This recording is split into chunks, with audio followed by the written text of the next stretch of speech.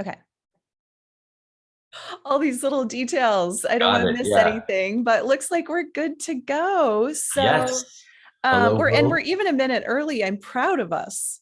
Okay. And what I'm going to do is, sorry for looking at my phone. I'm going to find us on my phone and make sure that here it is, that I am able to see if people want to put in comments. If people come in, then Right, yeah, we right. can do like 10 to 15 minutes. And then if people want to add their comments as they're listening, then Yes. we will take them at the end. Okay, great. All right, we already got people joining, 10 people already. Woohoo! Hi, guys. We've got Farah and Danny and anybody else that wants to say hi, feel free to tune in. So Yay. I am live with Saryon, Michael White. Hello, Saryon. Hi. I'm so happy to have you here. And this is actually the first Facebook Live that I've done for the Alchemy of Ascension season 5. Really just because there's been so much to do, but I'm excited that you're first and that you wanted to do this with me. So thanks for being here. Well, I love being first. Yeah. Well, I wanted to jump in and take the opportunity to just connect again with you, with the audience, and to offer some energetic support for anybody that might be tuning in. Yeah. So I think we could all use a little bit of a tune up from our guides, from the angels, from Mother Earth, and it's always a good way to start the day.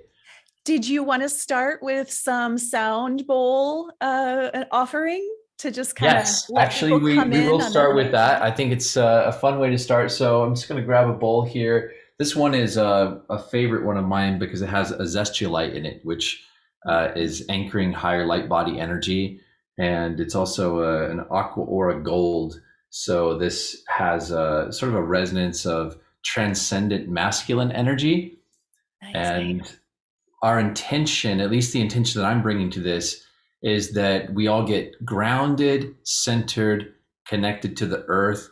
And maybe we could all invoke a little more divine masculine energy as well into ourselves and into the world. I mean, the world needs more divine masculine energy to, balance what's going on, because there's a lot of imbalances resulting from discordant male energy. Mm. So let's just hold that as an intention and take a few deep breaths together.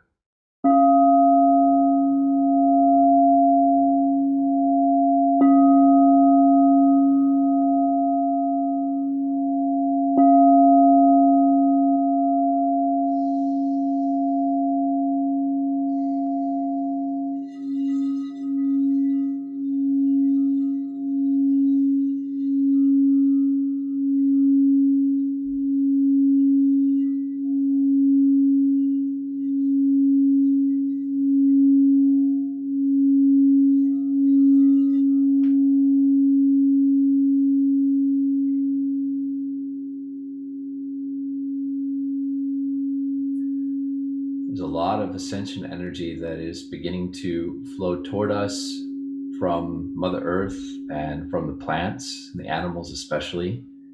So we just take a moment to welcome that energy in and say thanks for it.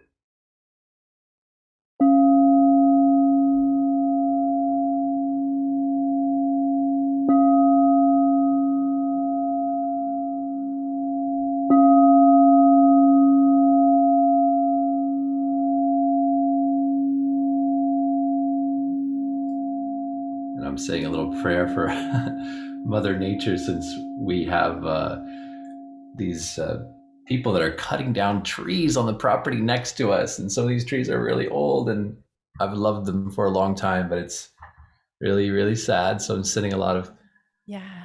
love to the nature spirits in our little area here. So, Yeah. yeah. Oh, thank you for that. And yes, we're sending that love out to those trees and blessing the land. And as that bowl was playing, I really felt in my heart the presence of Archangel Michael and the azure blue ray. And it's interesting, right? Before you started, you asked about the blue stone that I'm wearing. And I just felt like all of the blue just sort of expanded as you were playing that bowl. That was really, really Well, beautiful. that's interesting you say that. And it's very intuitive of you, because before we got on the call, this happens a lot lately. Like I'll be about to get on a call with somebody and I'm already talking to them in my mind. And then what happens in the conversation naturally starts to follow the conversation that was already there telepathically. So before we got on the call, I was talking to you about Archangel Michael and the sapphire blue ray, or, the azure blue ray.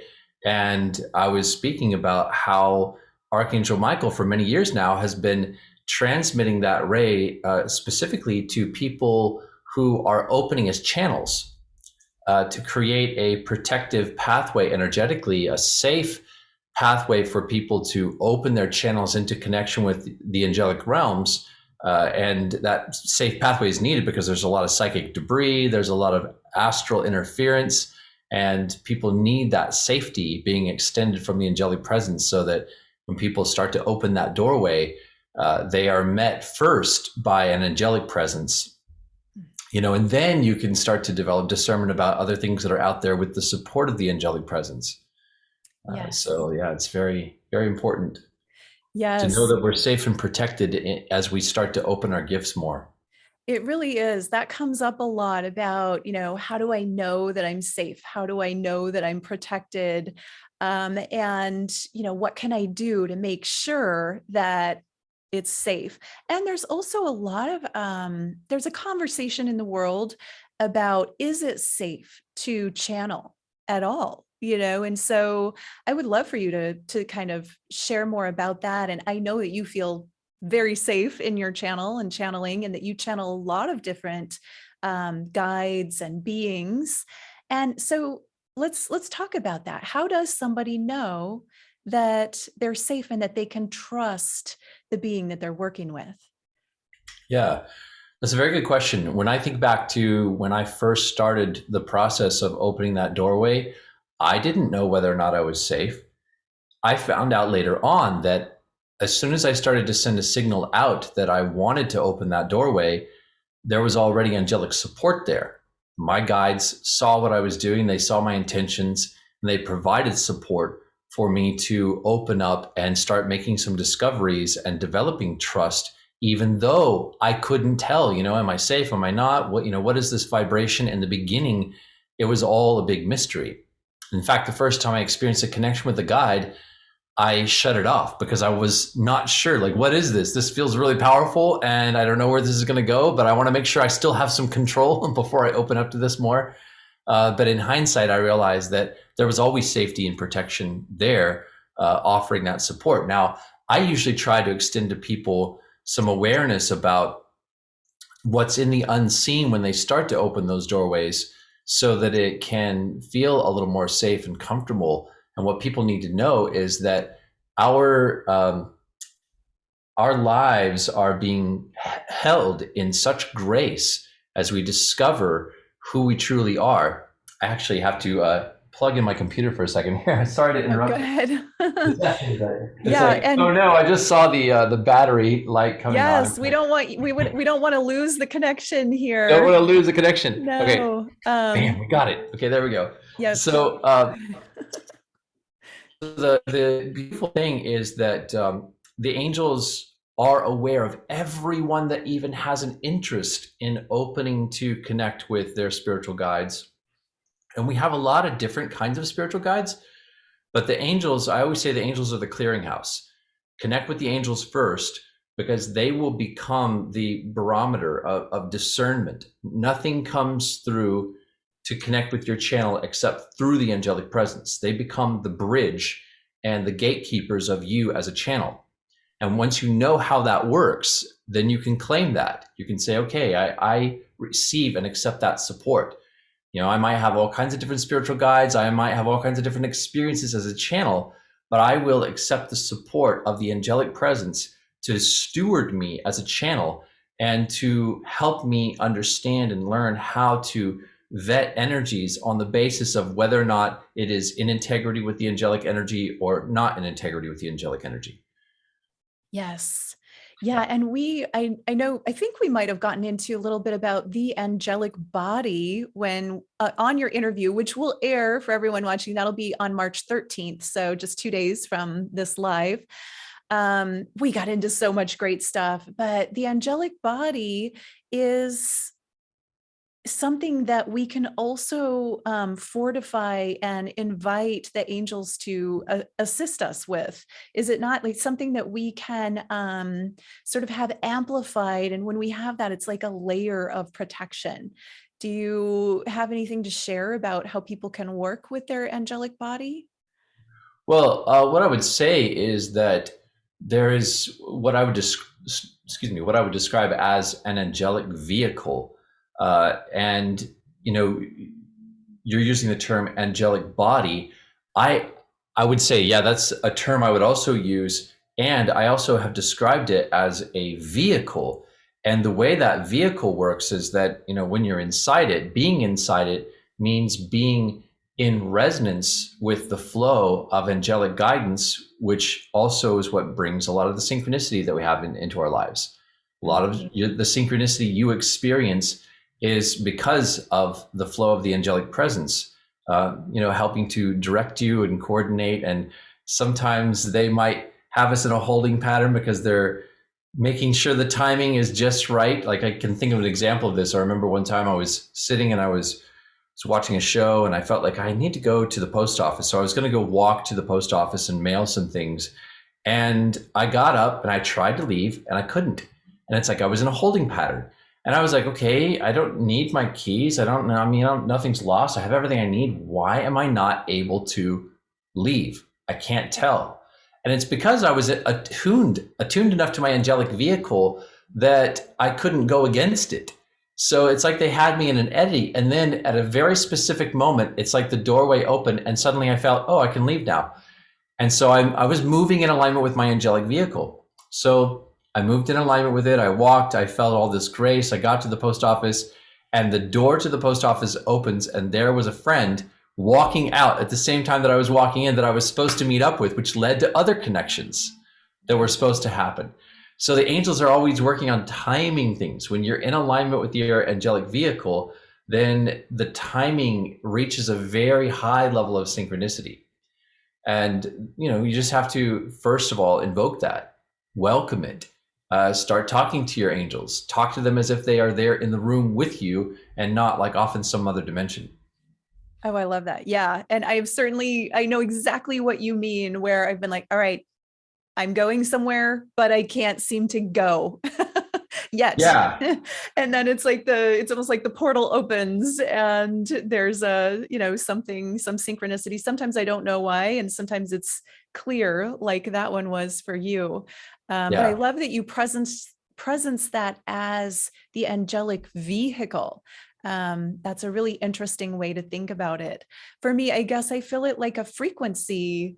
There's the light body, but also like a level almost or a frequency around the body, which could also be a vehicle, a Yeah. frequency vehicle. So yeah, different ways to perceive that, but it's the same thing Yeah. ultimately. Yeah. Yeah. And we get different frequencies of guidance all the time showing up that are given to us for different stages of life. Some people, if they're in tune, they might become aware of that frequency guidance through the presence of a spiritual guide. But even if we don't know who the spiritual guide is, we might be able to discern that there's a change in the frequency of guidance. There's a new form, a new energy of guidance that shows up to help us with certain things. Like I remember when I moved into starting to produce events and do different kinds of projects in the world that involved a lot more people, there was a new frequency of guidance that showed up around doing that type of work. Right now, just in the past couple of months, there's a new frequency of guidance that has shown up that's very specific, that's helping me make decisions now that have implications for things 20 years from now because of things that are being set up on the timeline. So that information comes from a very specific future that's feeding back into now to connect these realities together. Oh yeah. Interesting. So, And I love, we could spin off into those topics, like the all of that reality creation. But I know we wanted to talk about managing the energy of the Yeah. times that we're in, and that might be of greatest service to the viewers right now. There's a lot of crazy stuff happening in the world, and there's really no, like, we don't know if or when that's going to shift or change to more harmonious. It seems like one thing ends and then the next thing, and then, it's sort of this ongoing stream of things happening to be concerned about in the world, which can be unbalancing for people. And I think you have some ways that people can work through that and handle that. Would you be willing to share?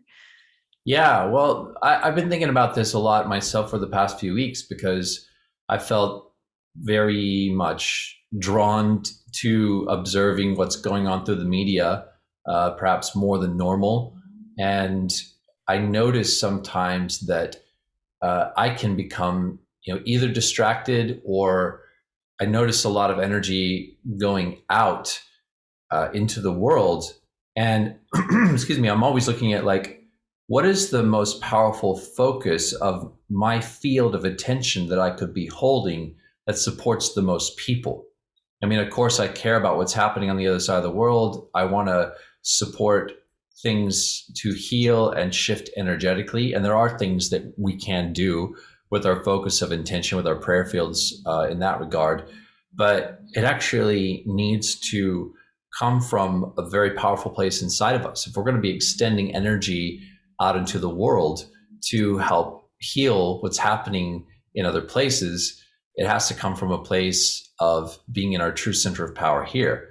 So I was noticing that my field of attention kept going to Ukraine, kept going to, what's going on over there.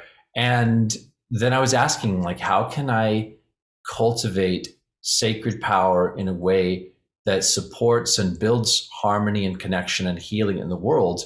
And my guidance asked me to bring all of my attention, my energy, my field back to my physical body, and to really focus on the synergy that exists between us and the earth, us and our grounding connection, us and the plants and the animals, and to really cultivate a very powerful fields of love just in the space around me.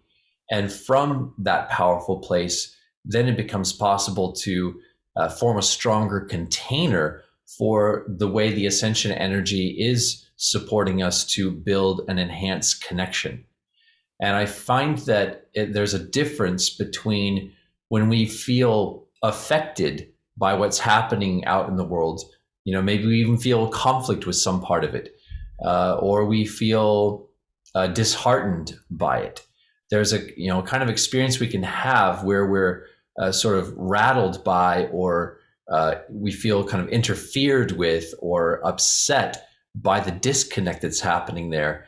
And it feels very different when you go into your heart and connect with the earth and bring all of your attention back to that synergy that wants to take place between us and Mother Earth in the ascension process.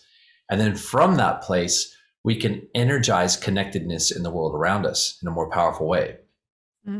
Yes. And that's really about the embodiment, coming back to the embodiment, back to the body and the physical, and what we can do, because unfortunately, there's not a whole lot of stuff we can do when it's something going on across the world. I mean, aside from donate money or support in whatever way, but to come back to power, to come back to harmony and alignment, and connect that to the earth. And then collectively, we can send that to the places where it's needed, right? Yeah, absolutely. But anything that we do to build connection makes a difference. So if we start just where we are and we look at, where are the broken links in our lives? Where are the broken links in the lives around us? And how can we hold a vibration of equality, of safety, of support, of unconditional love, of unconditional acceptance in the field of the relationships that we are in? And when we hold that, what I notice happening is broken links can be mended and restored. the field opens up. I watched this happen with a child just yesterday that I know has been going through some very difficult dynamics in her family. And I was just being very present with this child, listening to her needs, responding to her needs. And this child is like usually very shy and very withdrawn and doesn't, trust new people very easily. And just through being really unconditionally present and holding equality with this little person, she opened up and let me into her world. And it was like the link between her heart and mine sparked and a connection was there. And now it's like she's in my field, I'm in her field, and there's trust. And it was just so beautiful to see that happen. I love doing that kind of work with children, especially because there's such a powerful love and innocence and beauty to the presence of heart connection that opens up when you are able to build trust in that way. But we have to learn how to do that with each other all the time. The more we do that with everyone around us, it creates a presence of synergy in the world that does affect things on the other side of the world. Like you go out of your way to make a connection with somebody here, and that's supporting interactions between people on the other side of the world to be different. Instead of people firing weapons at each other, you might have something different, like people coming out and talking to the soldiers that are in the tanks and saying, hey, are you guys hungry? Do you want to get out of your tank and come have some food and talk about what's going on? It's like there can be a different way of recreating the possibility of what these interactions are between the soldiers and the people and all of it. Yeah, it reminds me of the butterfly effect, where, one ripple or the ripple of a wing of a butterfly makes a difference on the other side of the world in Exactly. some way. That tiny action that we take to make something better in our own lives or in someone else's life can have that ripple effect. That's a Yeah. beautiful way to approach it. And yes, always bringing it back home to, I was also seeing while you were speaking, the DNA, and you're talking about repairing the connections in our relationships. It's also repairing the sort of the disconnects in our DNA and the information that carries. And as we do that as an individual, we are collectively having a ripple effect or an impact on everybody else and our lineage. Yeah, it's interesting that you mentioned the DNA piece of it, because a lot of people that have heard about concepts of multidimensional DNA might think that we're talking about uh, other extra strands of DNA inside of our cells. And actually, my understanding of multidimensional DNA is that a lot of these other levels of DNA that we are coming to embody come online when our two-strand biological DNA comes into resonance with other fields of coded resonance that exist in the space between us.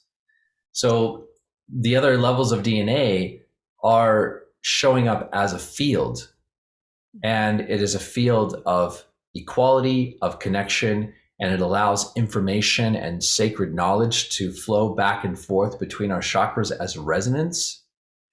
And when I think about how we might eventually be able to prevent these kinds of conflicts from taking place in the world, I see that as a process where we've cultivated enough of that connective energy that we can all go into a focus of energizing what I call the betweenergy that exists between all people.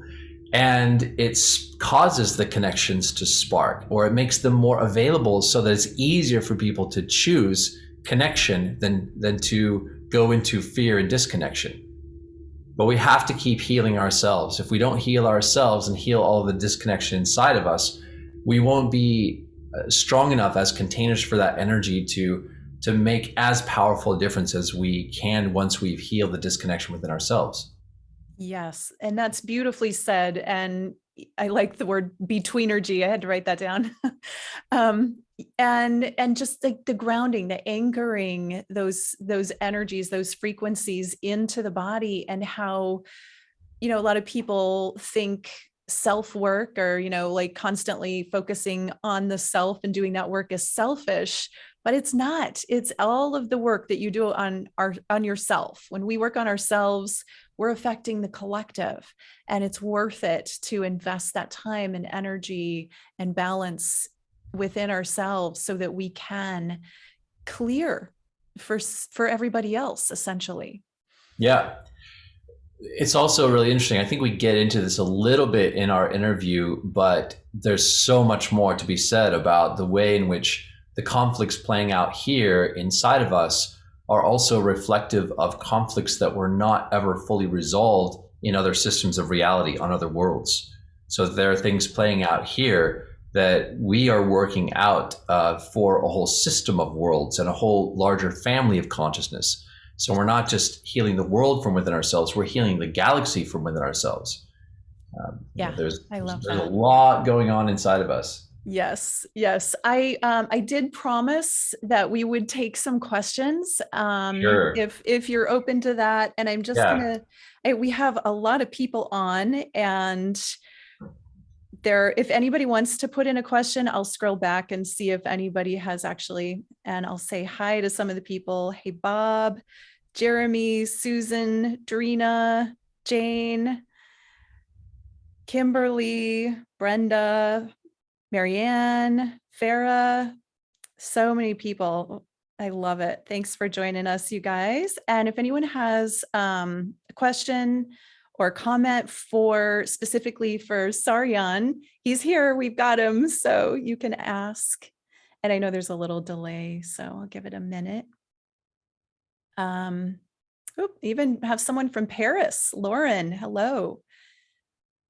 Oh, somebody asked, how do you spell, it says Azurite, but I think it's Azurite, Azurite, the Azurite ray.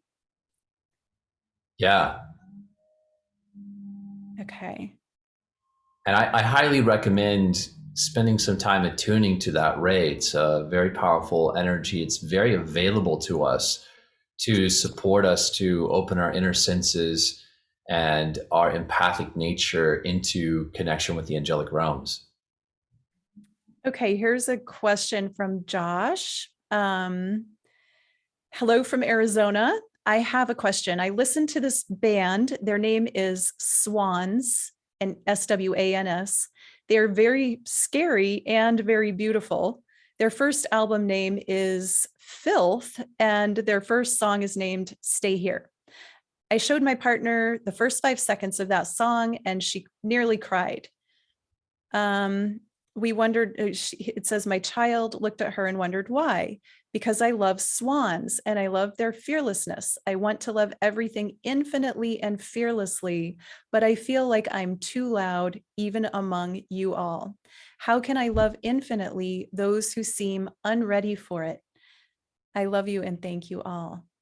Ooh, that's a powerful question. Yeah, that is a good question. I would say that the process of awakening into wholeness and unconditional love is one that contains many tests inside of it. And the fact that we are all evolving at different rates and awakening at different times and at different stages, and even approaching the awakening from many different worldviews and backgrounds, it creates this really interesting mix. I mean, it's just alone the one factor of that we're evolving in different rates.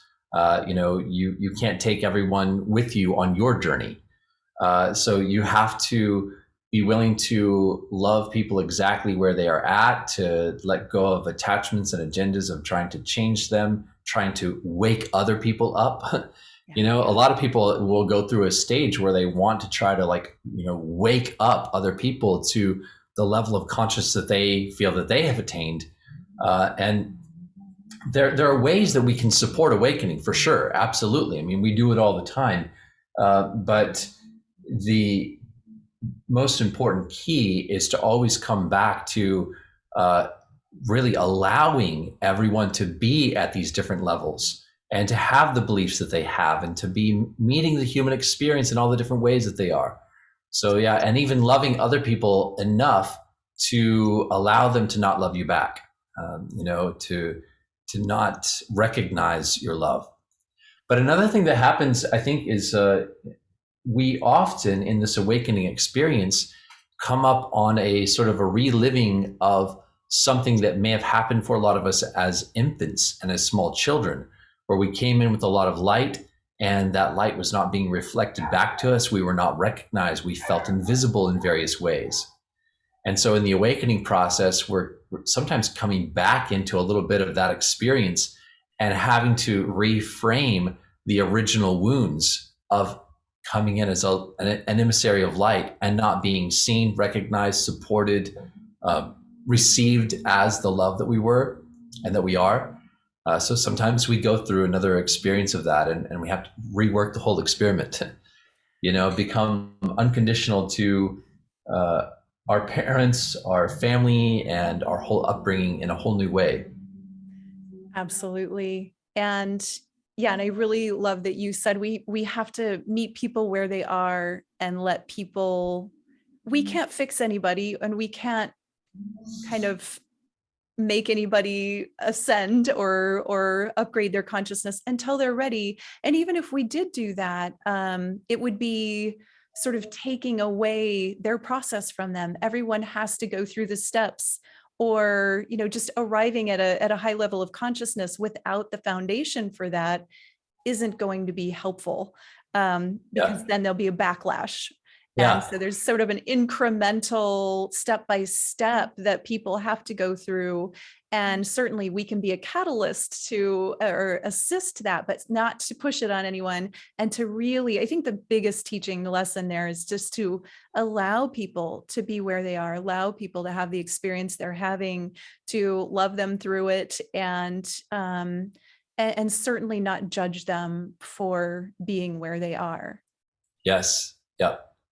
And we also can very easily think that we know a lot more than we really do. Like especially as you awaken into higher levels of consciousness, it's very easy to, feel like you know so much more. But you also really need to always humble yourself and always imagine that all that you believe that you know, as immense as it may be. I mean, you may have seen the birth of creation in your inner vision. You may have had a revelation of your multidimensional DNA, or accessed the Akashic records and seen the whole history of the world and had contact with ETs and know what's going on in the galaxy. And you might have all of that information and all of that awareness that informs your experience of who you are and who we all are. But we always have to consider that maybe everything that we now know or think we know might be a thimble full of light by comparison to the great central sun that we are still in a process of awakening to. Yes, yes. And, something that I've noticed, and this is myself included, when I was newly awakening, it's kind of like teenager syndrome, where, teenagers oftentimes feel like they know it all and their parents that don't know anything.